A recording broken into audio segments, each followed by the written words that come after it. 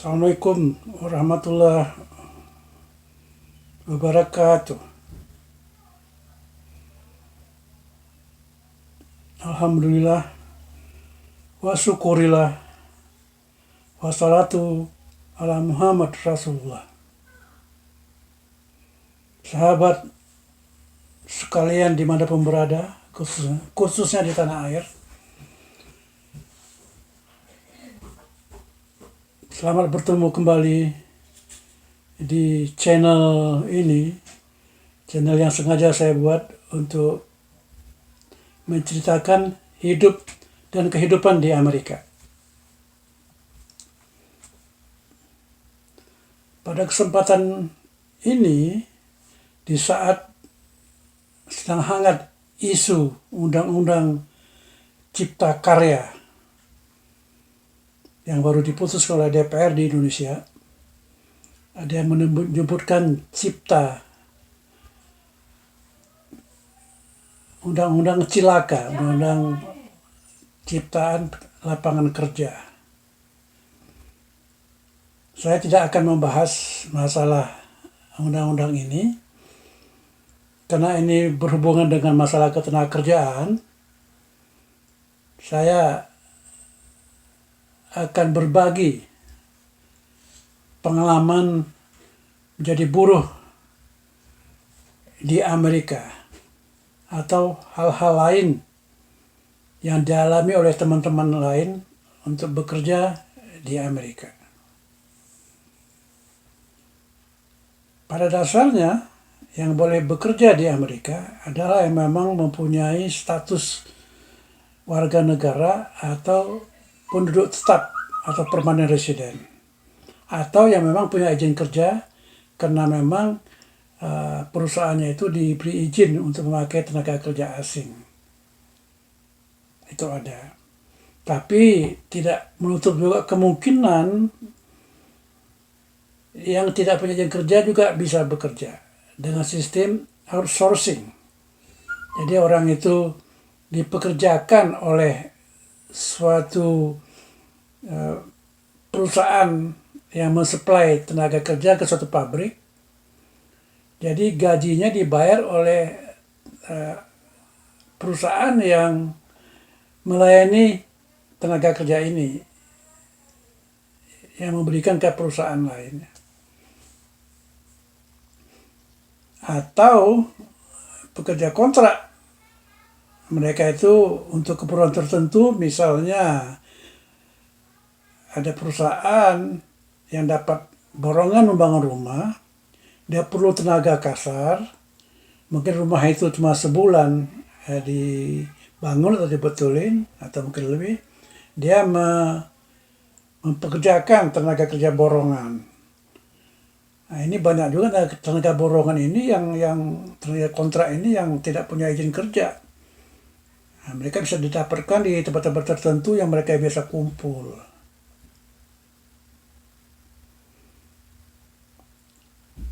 Jadi bekerja di perusahaan besar, atau di perusahaan kecil, atau di restoran, atau kerja borongan, atau kerja kontrakan, atau kerja di perusahaan outsourcing, di mana satu semacam yayasan atau perusahaan yang mensuplai tenaga kerja mempekerjakan orang di perusahaan lain, begitu.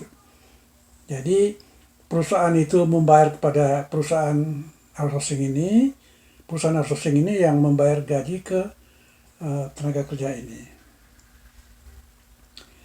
Oke, sekarang sebenarnya saya dalam channel ini, dalam episode ini agak melompat sedikit tentang kisah hidup dan kehidupan di Amerika.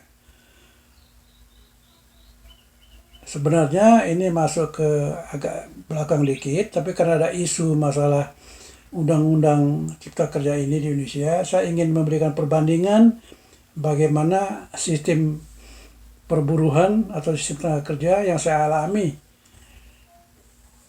setelah saya bekerja sebagai buruh di Amerika ini. Jadi setelah 5 tahun saya berusaha untuk membuat usaha sendiri, kemudian saya dengan berbagai alasan saya tutup perusahaannya, kemudian saya bekerja di perusahaan di suatu pabrik yang menggunakan tenaga saya sebagai orang yang pernah di bidang industri elektronik. Perusahaan ini membuat circuit board. Jadi sirkuit atau papan sirkuit yang ada di dalam komputer, di dalam telepon itu. Saya bersama sejumlah buruh di perusahaan itu membuat board yang ditanam chip di dalamnya itu. Oke, sekarang kita masuk tentang pengupahan. Di Amerika dikenal apa yang dinamakan minimum wage atau upah minimum. Itu Departemen Tenaga Kerja Amerika membuat ketentuan berapa minimum yang harus dibayarkan kepada orang yang bekerja. Di samping yang upah minimum nasional, juga banyak negara bagian atau provinsi yang membuat ketentuan upah minimum sendiri, upah minimum regional, berdasarkan negara bagian. Jadi sebagian besar negara bagian yang berjumlah sekitar 52 negara bagian ini, itu menerapkan upah minimumnya lebih besar daripada upah minimum nasional. Upah minimum nasional sekarang berlaku $7.25 1 jam.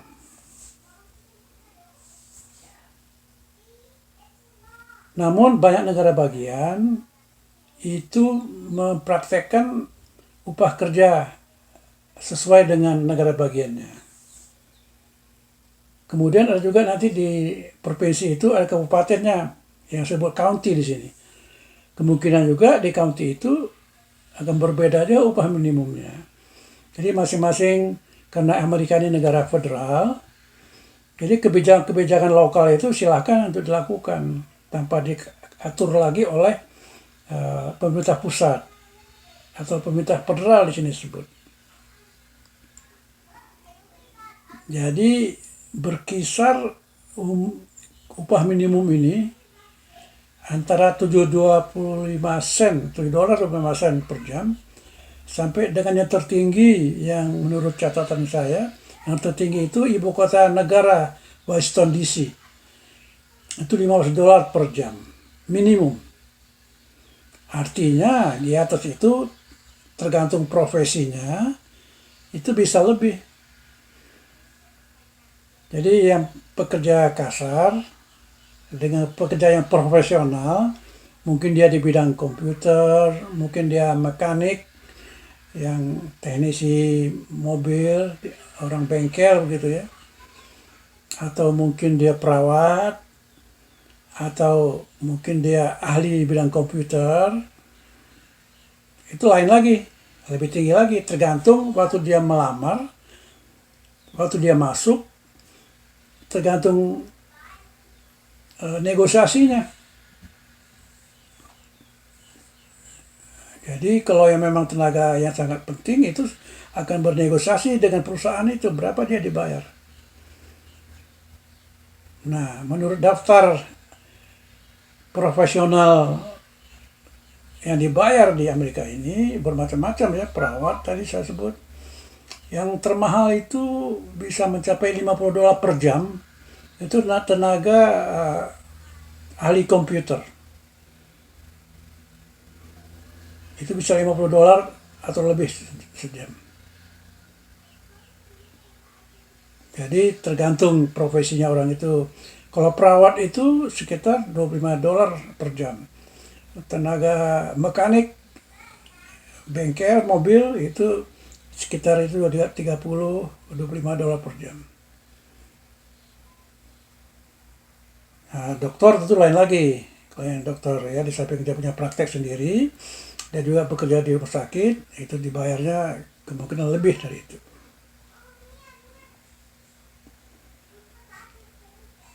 Jadi untuk 1 jam kerja di Amerika ini, kita sudah bisa untuk membeli makan siang sekali.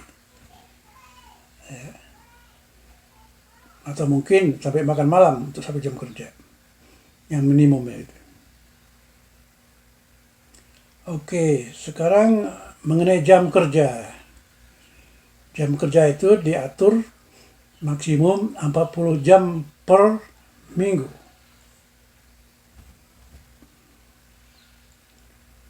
Kalau lebih dari 40 jam, itu dibayar lembur. Macam-macam ketentuannya tergantung perusahaannya. Waktu mulai masuk bekerja di suatu perusahaan, kita disodorkan peraturan perusahaan yang berisi tentang kondisi-kondisi yang berlaku di perusahaan itu. Kita pelajari. Kalau ada yang perlu ditawar-menawar, kita lakukan. Setelah kita ada persesuaian dengan ketentuan itu, kita tanda tangan. Artinya kita setuju dengan semua kondisi-kondisi yang ada. Jadi pada dasarnya upah ini 40 jam seminggu, ada yang dibayar mingguan, ada yang dibayar 2 minggu dalam 2 minggu sekali, ada yang dibayar bulanan. Nah, tergantung masing-masing kemauan kita sendiri. Nah, kebanyakan itu ditransfer saja ke rekening kita. Tergantung kemauan kita atau terima cek. Oke. Jam kerja ini lebih dari 40 jam dihitung lembur. Nah, lembur pada hari kerja itu dibayar 1 kali upah. Kalau lembur lebih dari 3 jam, bisa dibayar 1,5 kali upah. Kalau lembur di hari Minggu, hari libur biasa Sabtu dan Minggu, dibayar 2 kali upah per jamnya. Kalau libur federal atau libur nasional itu bisa sampai 3 kali. Jadi tergantung keperluan perusahaan. Kalau kita mau untuk melakukan itu.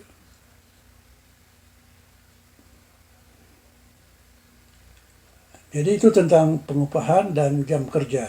Ya. Sekarang kita bicara tentang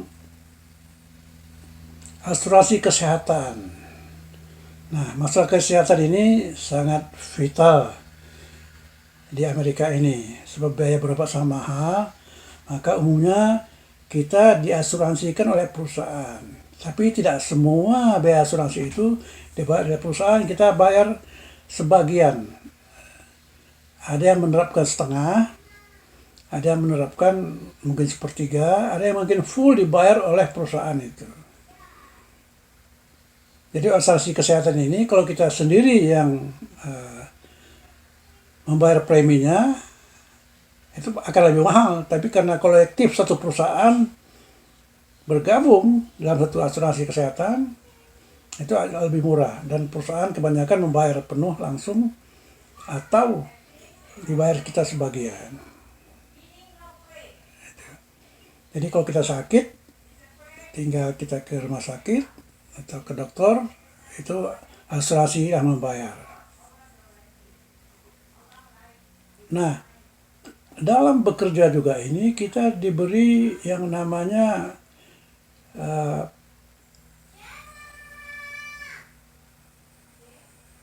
asuransi kalau kita dikenakan pemutusan hubungan kerja oleh perusahaan. Jadi suatu saat kalau perusahaan mengharuskan kita harus berhenti karena perusahaan yang mau, maka perusahaan tidak membayar pesangon, tapi pesangon kita ini dibayarkan oleh asuransi. Jadi kita didaftarkan di asuransi, itu asuransi. Kalau kita dipecat karena bukan kesalahan kita, karena perusahaan yang mau memberhentikan, ya kita didapat asuransi sampai 3 bulan. Artinya kita tetap bayar di setiap 2 minggu sekali atau sebulan sekali kita dibayar sesuai dengan minimum gaji kita, sesuai dengan gaji kita yang terakhir kita, sampai kita 3 bulan, ada juga sampai 6 bulan, tergantung kondisi masing-masing perusahaan. Itu dengan maksud kita bisa masih sempat untuk melamar di perusahaan lain.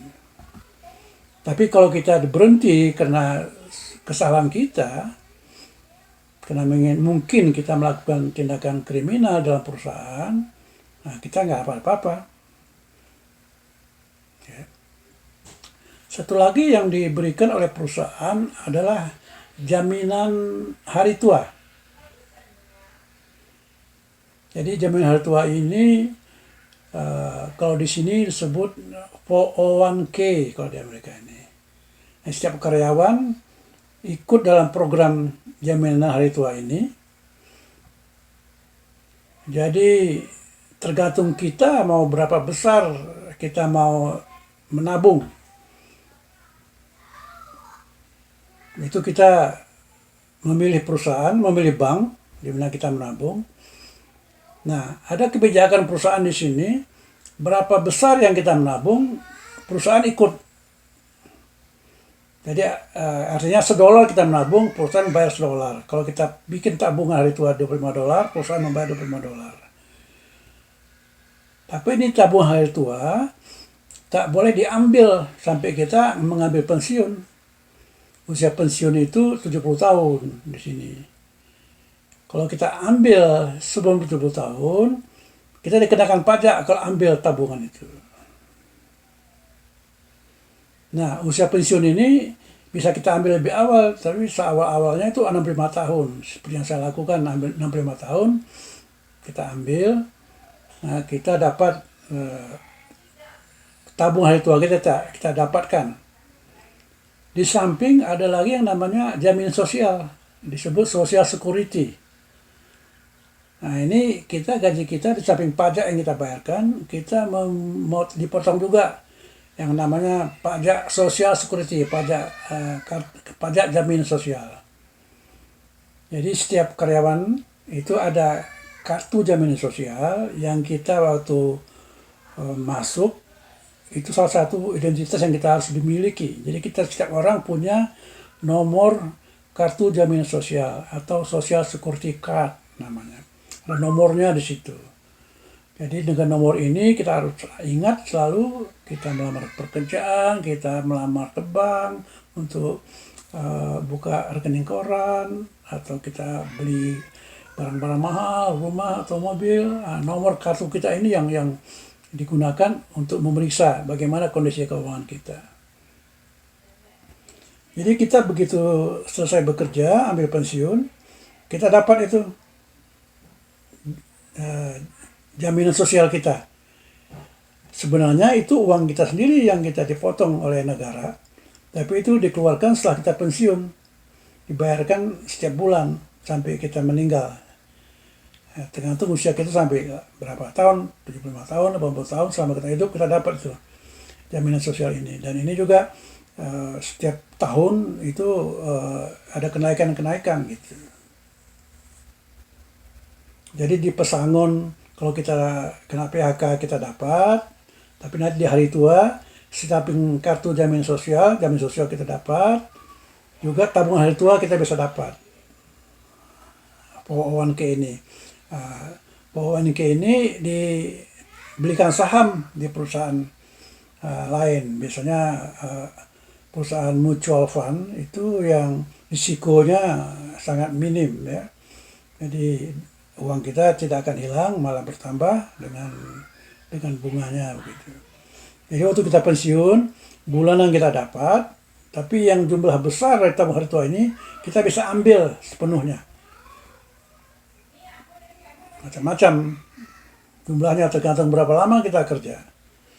Teman-teman ada yang dapat sekali begitu hari tuanya dia pensiun dapat $100.000, dapat $200.000, tergantung jabatannya, tergantung besarnya tabungan dia ini di perusahaan. Kemudian perusahaan tempat saya kerja ini juga memberikan bonus setiap tahun kepada kita, tergantung keuntungan perusahaan. Ya. Tergantung juga posisi kita di mana, tambah tinggi posisi kita, maka tambah besar bonusnya.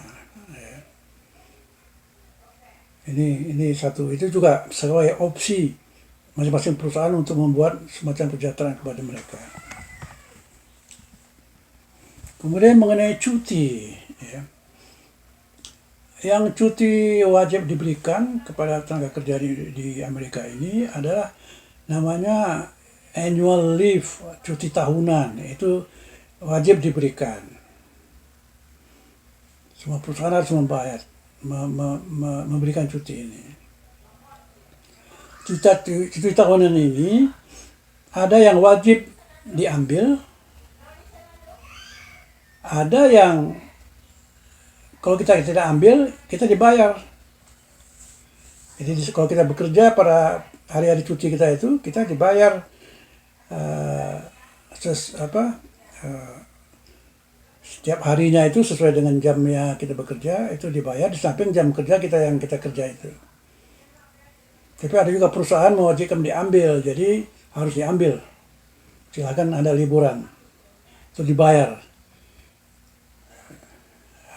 Kita tidak kerja, kita dibayar. Ada juga cuti sakit. Cuti sakit ini pengalaman saya kerja di perusahaan, itu cuma boleh 1 hari yang dibayar oleh perusahaan. Tapi harus dengan surat keterangan dokter bahwa kita memang sakit tidak bisa bekerja. Kalau lebih dari 1 hari, kita nggak dibayar. Begitu. Jadi itu juga tentang cuti melahirkan. Itu namanya maternity leave. Ini di Amerika ini bukan hanya istri yang boleh ambil cuti melahirkan ini, suami juga diizinkan untuk ambil cuti maternity leave dengan alasan tentu dia ingin membantu istrinya di rumah dalam posisi ada anak di rumah, ada bayi. Nah, ini ketentuan nasional itu boleh ambil 32 minggu.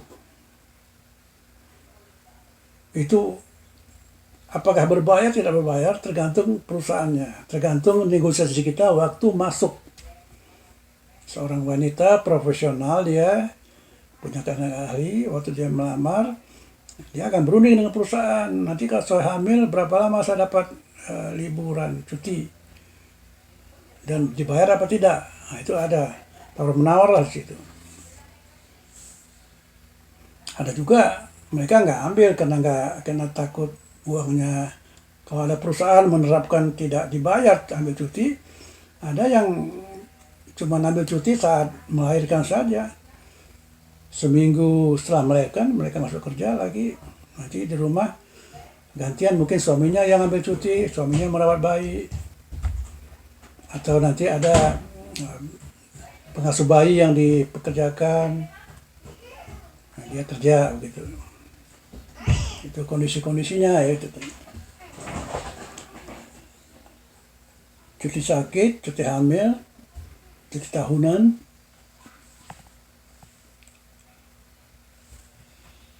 Kemudian bagaimana dengan organisasi buruh di Amerika? Di Amerika ini organisasi buruh sangat kuat. Tapi tidak semua buruh di Amerika ini yang bergabung di organisasi. Kalau dia ingin bergabung organisasi, dia harus melamar menjadi anggota suatu organisasi. Jadi di perusahaan itu tidak ada yang organisasinya, tapi dia berkantor di luar perusahaan. Jadi kalau kita merasa penting sebagai anggota, kita bayar iuran, kita melamar jadi anggota. Jadi kalau ada kita pertengkaran atau dispute dengan perusahaan, organisasi kita bisa membela kita. Kalau memang itu kondisi seperti itu. Jadi organisasi buruh ini tidak di perusahaan, tapi dia berada di luar.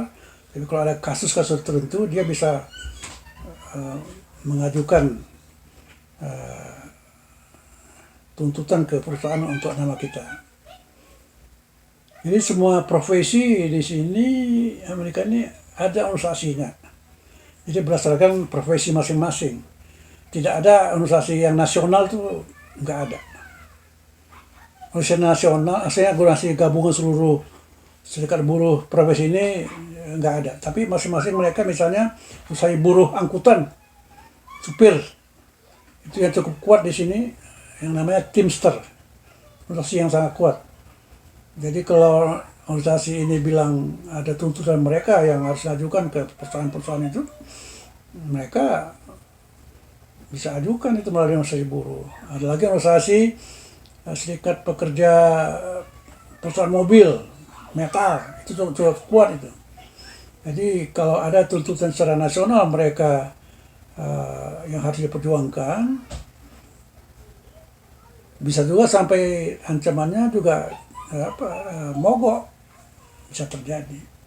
Tapi semua itu berlaku secara profesional. Jadi karena ada iuran, jadi anggota serikat buruh, serikat kerja ini, maka yang ketuanya segala macam itu digaji. Jadi ada kantornya yang besar gitu, tergantung besarnya organisasi serikat kerja itu. Dan itu punya posisi tawar yang cukup kuat di Amerika ini. Mereka bisa berunding dengan manajemen perusahaan itu. Namun semua itu memang berdasarkan hukum yang berlaku. Nanti dibawa ke pengadilan, nanti apa yang terjadi menjadi keputusan pengadilan, maka perusahaan harus melaksanakannya atau serikat buruh itu yang melaksanakannya. Tapi gejolak perburuhan ini nggak terlalu sering di Amerika ini karena selalu dibicarakan dengan suatu diskusi yang sangat profesional gitu. Jadi nggak ada yang sampai mogok benar-benar secara nasional, itu nggak ada. Juga banyak perusahaan karena memang sudah kesejahteraannya itu sudah cukup bagus, banyak ketentuan itu yang sudah di atas ketentuan minimum yang diberikan oleh secara nasional, mereka nggak ada masalah kebanyakan di dalam perusahaan itu. Yang harus diperjuangkan, harus dipertentangkan. Sebab aturannya jelas, tidak ada diskriminasi, tidak ada perbedaan perempuan dan laki-laki dalam segi pengupahan, ada hak-hak pensiun, hak cuti itu berlaku, jadi hampir tidak ada masalah. Jadi selama 10 tahun lebih saya bekerja sebagai buruh di sini, hampir dikatakan tidak ada gejolak di dalam perusahaan itu. Dan kebetulan juga di perusahaan yang sama, saya itu sempat 2 kali kena PHK. Ya karena memang lagi ada masalah perusahaannya, jadi akhirnya pengurus hubungan pekerja, kita dibayar pesangonnya melalui asuransi tadi. Tapi begitu perusahaannya mulai bagus lagi, kita dipanggil lagi kerja. Nah waktu dipanggil itu kita juga minta berunding apakah masa kerja kita yang lalu dihitung. Kita minta kerja masa lalu yang lalu dihitung, terus dilanjutkan begitu. Itu juga akan menjadi pertimbangan kalau kita nanti berhenti lagi kemudian hari. Jadi saudara sekalian, inilah kisah sedikit tentang perburuhan di Amerika. Kalau yang saya baca banyak peraturan yang dilakukan melalui Undang-Undang Cipta Kerja ini banyak nampaknya meniru negara-negara maju seperti Amerika ini. Ya. Jadi betul-betul keadilan itu berusaha ditegakkan, perusahaan tidak terbebani, karyawan juga tidak dirugikan hak-haknya. Inilah saudara sekalian sedikit uraian tentang masalah ketenagakerjaan di Amerika. Silahkan kalau ada pertanyaan ditulis di komen. Juga ada komentar-komentar, silahkan ditulis di komen. Kalau terasa ada manfaatnya, silahkan di-subscribe dan di-share, dibagikan kepada kawan-kawan yang memerlukan yang lain. Ya. Sekian dulu saudara sekalian. Semoga ada manfaatnya. Nanti kalau ada lagi isu-isu yang mungkin akan dijelaskan, saya akan jelaskan pada episode berikutnya. Billahi taufiq wa hidayah. Wassalamualaikum warahmatullahi wabarakatuh.